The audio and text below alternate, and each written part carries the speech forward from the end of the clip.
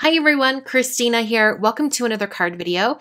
Today's video is part of a blog hop for Mama Elephant's new release. It's their anniversary party and I get to play with the Reindeer Games stamp set and dies. I love this stamp set like you would not believe. All these cute reindeer, they're adorable. And they're meant for spinner cards. So you have the reflection of each reindeer and you can make them into little spinners. So because of that, I'm going to be stamping enough so that I can create 4 spinners, and I'm using my MISTI tool just because I'm going to stamp them all at the same time, and I'm using Memento Tuxedo Black ink to do it. I'm using this ink in particular because it works well with Copic markers. I'm going to be using my Copics to color all these little reindeer, and I knew I needed a good ink that wouldn't bleed or smear with that alcohol ink. So one of the reindeer is actually perfectly symmetrical, and so I had to stamp him twice for the front and back of the spinner. So I just cleaned off the stamp and then stamped it one more time using my MISTI tool so that I had both the front and back of the reindeer.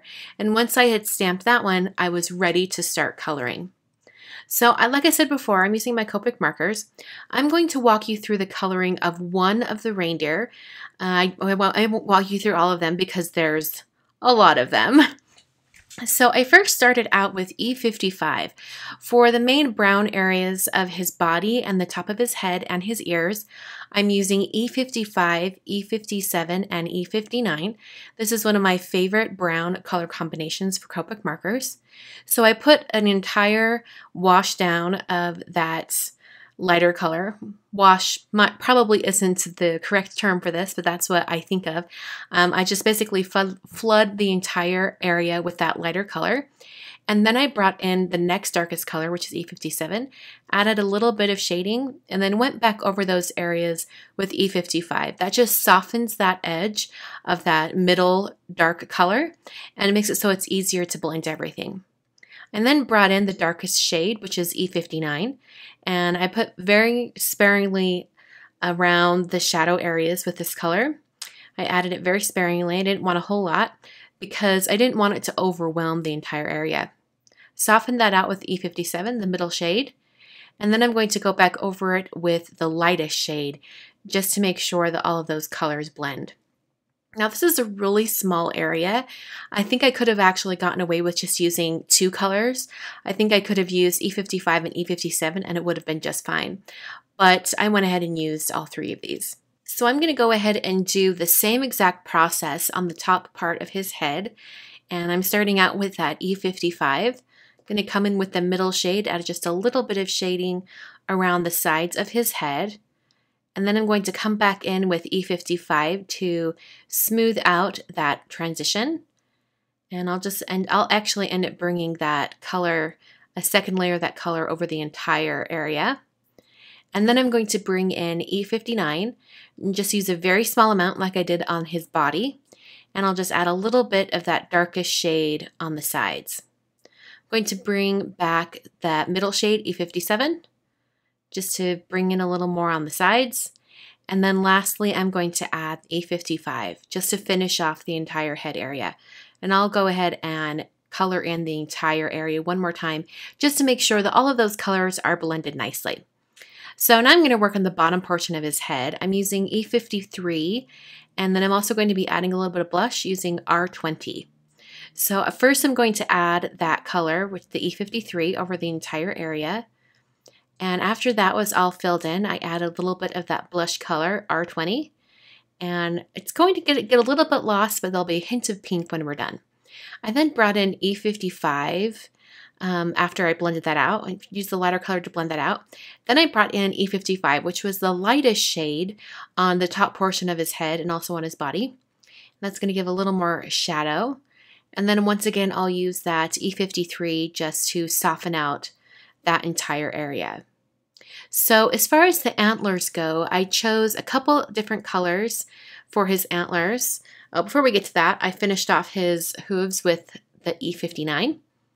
And I also used that for his nose. Now on the Rudolph one, I will use a red marker, but for all of the other ones, I use the E59. So I'm using E43 as the lighter shade on the antlers, and then E44 as the darker shade. And I'll do a really simple blend on those. just using 2 colors. So I did these exact same colors for all of the reindeer. And once they were done being colored, I also added a red color on some of them and a green color on some of them. After they were all colored, I went back over those edges with my Uniball white gel pen just to clean up any edges. And then these were ready to be die cut. You could fussy cut these if you'd like. You definitely can do that. Like I said before, they are made to be exact mirror images of each other. But I knew die cutting them would make it even more precise. So I added a little bit of blue tape, this is just blue masking tape, to hold on those dies. And I tried to make sure I was only taping the die and the outside paper area of each shape. I wanted to not have the tape on the Copic colored image as much as possible. So I did have to cut that center one twice so that I could have both the front and back. And then I decided I needed to figure out how exactly I was going to have these on the card.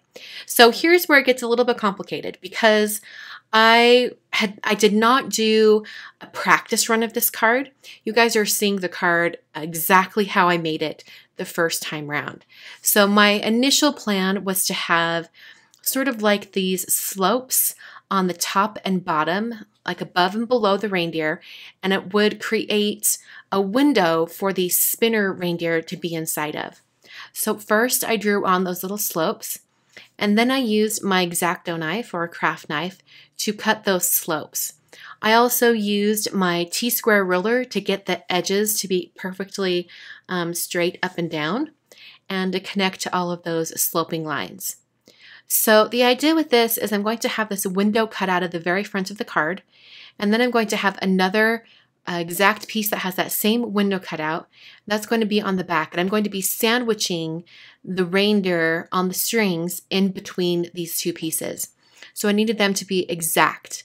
So first I cut out this front piece, and then I'm going to take another piece of cardstock, and I'm going to be tracing the inside area with a pencil on that second piece of cardstock. So just very lightly trace that window shape. And this is going to give me a guide for when I'm cutting it out with my X-Acto knife or my craft knife. So these 2 pieces ended up being the exact same size, which is 3.5 inches tall by 9 inches wide.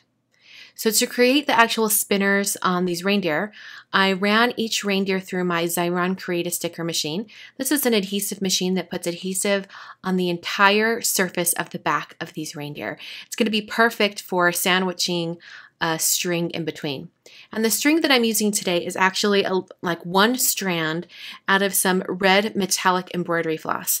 I looked everywhere for some gold embroidery floss or even some fishing line, and I did not have any in my house. So I resorted to using the red. It turned out well because I really liked the red look anyway. So I peeled those reindeer off that sheet there and then put the string in between and then sandwiched the string in between the 2 pieces. So the front and the back are completely covered in adhesive. So I very carefully put both of these together. And it creates the perfect spinner reindeer. So super cute. I love how these all turned out. And I'm going to show you exactly how I put it all together. Or rather, I'm going to talk you through it because after a little bit of time, I didn't know if this was going to work and I turned my camera off. But I kept working and then realized that it did work. And so I turned my camera back on. So basically what I did is I used some tape runner adhesive right along the edges of that window piece. And then I also put a little bit of Ranger Multimedia Matte and then put the reindeer down and then put that exact window piece on top. So it sandwiched those in between. So the area behind the reindeer, I wanted it to sort of look like a winter sky. So I'm using 4 different colors of Distress ink. I used Tumbled Glass, Broken China, Chipped Sapphire, and a little bit of Black Soot. So I have this kind of light to dark area for the reindeer. So after I had that done, I added some dots that look like snow or stars, either way. And as I was editing this video, I realized that when I was doing this, I originally wanted the dark area at the top, but when I assembled the card, somehow the dark area ended up at the bottom. But either way, it works out. So now I'm going to start putting this together, and I've got 3 panels now. That last panel is actually 10 inches wide by 3.5 tall, so it's 1 inch longer than the other 2 panels. And this is because I'm going to have it be a tri-fold card, and I needed a little bit of extra cardstock on either end to make all the pieces glue together. So I scored a 1/2 inch from each end. So now that center area of this third piece is 9 inches wide, which is about the same size as the other 2 panels. So I'm adding some Xyron, or not, sorry, this isn't Xyron, this is from Tombow. This adhesive is Tombow Extreme Adhesive. And I'm adding on that middle panel onto one side. So you can see I'm lining it up and gluing it down onto that flap. So it's going to open up from the side, from the right side. And then I'm adding some adhesive onto that other flap. And I'm going to be adding the spinner panel right on top. So I'm adding some more of that adhesive and then very carefully getting it lined up just perfectly so everything looks just right. So after I had the card put together, I needed to stamp the interior panel. And the reason I made this card into a tri-fold card is because that spinner area was so large that there was nowhere on the inside of the card to write a message. So I needed to add an additional panel to make it usable to send this card to someone. So I took the flashy letters set from Mama Elephant and I stamped it in Simon Says Stamp lipstick red ink, and I just spelled out Reindeer Games. This is the second half of the greeting that I've decided to use on the inside of this card. And I also put this greeting over a little bit to the right side. So I'm also using the Bella alphabet, or Bella letters, and these are really itty bitty letters, and I wanted to make sure that I was able to put these all down in one piece. So I used the half of the packaging of the stamps just to put that down so they would stick to it. And then I picked up my acrylic block and transferred them all onto the acrylic block so I could stamp them all at the same time.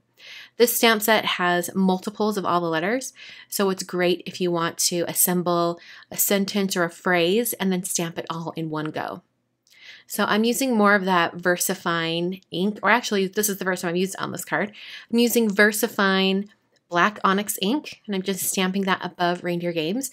So the complete greeting is Bring on the Reindeer Games. I think it's so cute. So this is a rather simple card, but it was very time consuming to create. I think it's kind of worth it.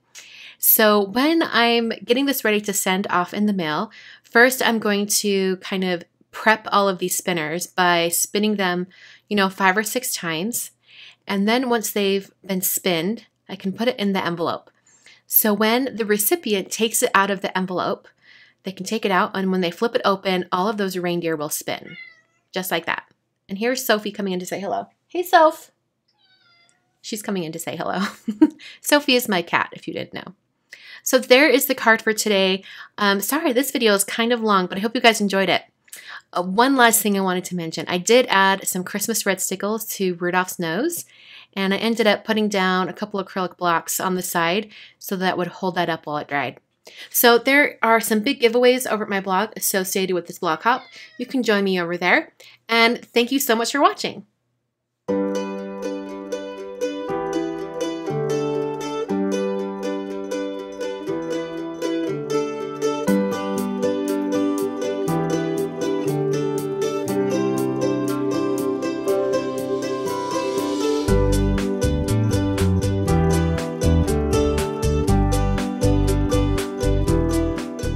Once again, thanks for watching today's video. On screen are images of my last 3 card videos. If you want to check those out, you can click on the screen at any time and you'll go directly to those card videos. If you're on a mobile device, the links to these videos are listed in the video description. Once again, thanks for watching, and I'll catch you guys next time.